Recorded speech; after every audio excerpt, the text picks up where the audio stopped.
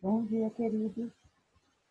Então, nós vamos hoje realizar as atividades do livro didático, página 29, 30 e 31, ok? Então, a prof vai fazer algumas orientações para que vocês consigam realizar todas essas atividades. Então, vamos iniciar lá na página 29. Na mitologia grega, uma das versões para o surgimento do dia era que Apolo conduzia seu carro, o carro do Sol, do leste para o oeste, mantendo sempre a ordem do mundo.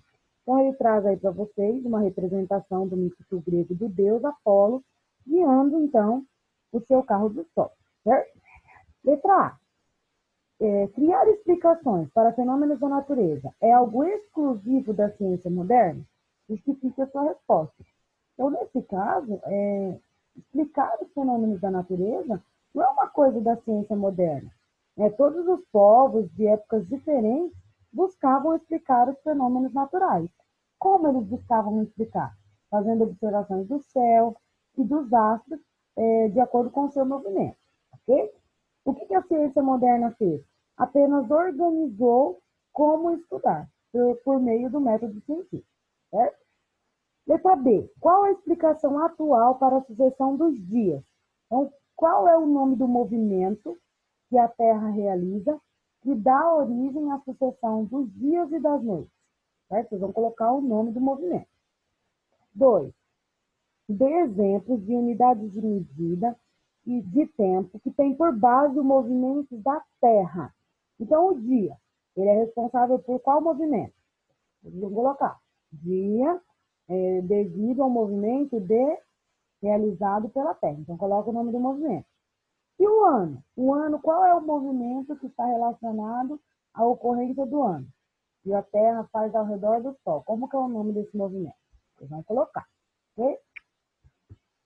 Terceiro, faça uma pesquisa sobre os movimentos da Terra e explique o que são translação, rotação e ao menos mais um movimento que você escolher. Vocês vão colocar lá, rotação. É o movimento que a Terra realiza ao redor de si mesma. Da ocorrência aos dias e às noites, certo? Translação, vai explicar o que é a translação, o que ele traz à ocorrência. Ele pede para que vocês citem mais um. A professora quer que vocês coloquem a precessão, que é a que vem no livro de vocês também. Tá? O que acontece na precessão? É o movimento do eixo de rotação em torno da sua vertical. Qual é para que ele serve? Qual é o que ele vai dar para nós? Ele vai fazer uma mudança na nossa visualização das estrelas, certo? 4, nós temos uma tabela. Na letra A, ele pergunta, em qual das datas, data 1, 2 ou 3, o dia teve a maior duração? Então, vocês vão analisar e vai indicar para a professora, ou seja, qual é aquele em que o sol nasceu muito cedo e foi se pôr muito tarde, certo? Qual é a estação do ano dessa coleta? Então, quando o dia ele é muito longo, a estação é verão, certo?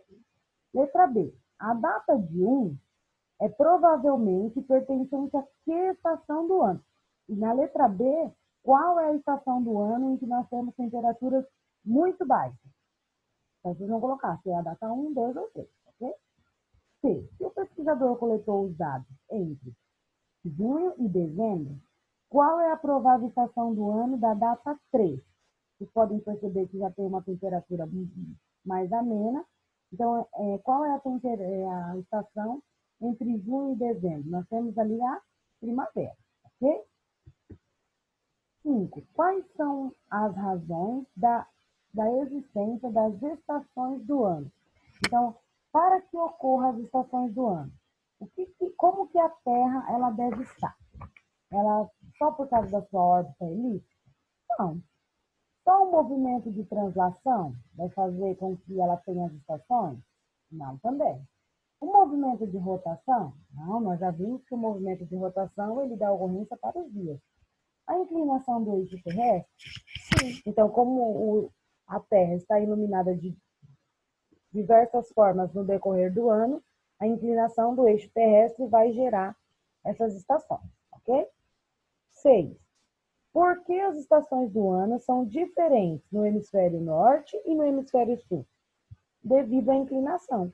Então, como o eixo terrestre tem uma inclinação, a quantidade de luz solar que chega nos hemisférios é diferente.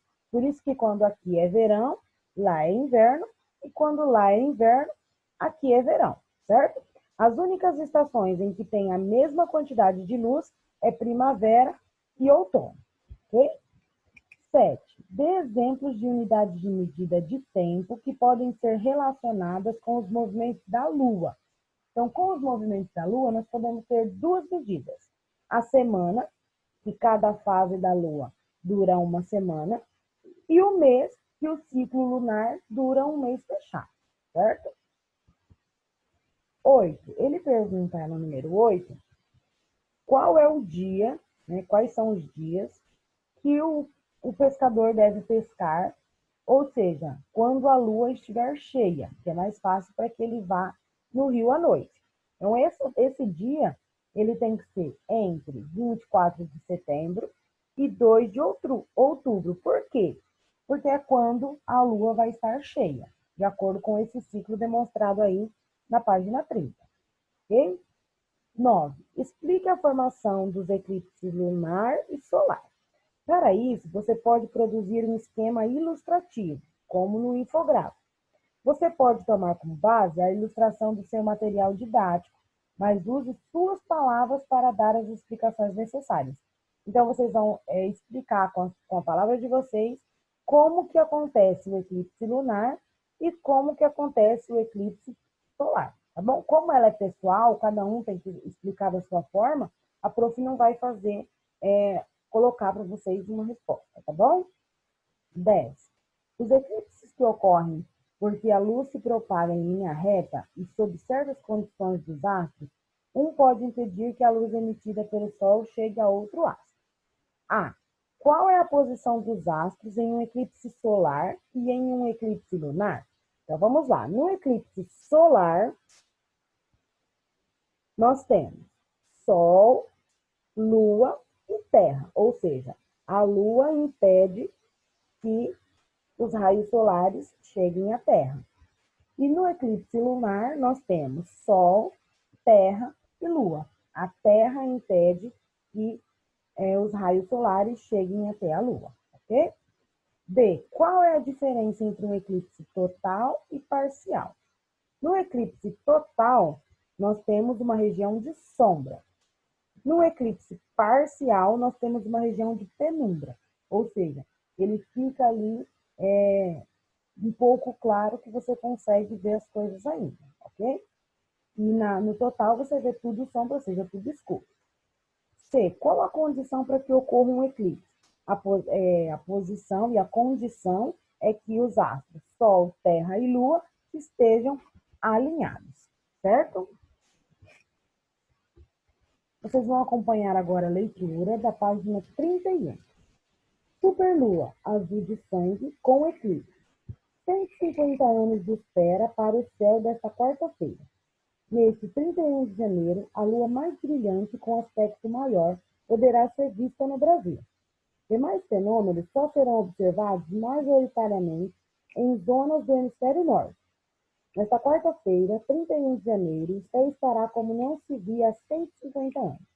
O fenômeno da superlua já aconteceu no comecinho do mês.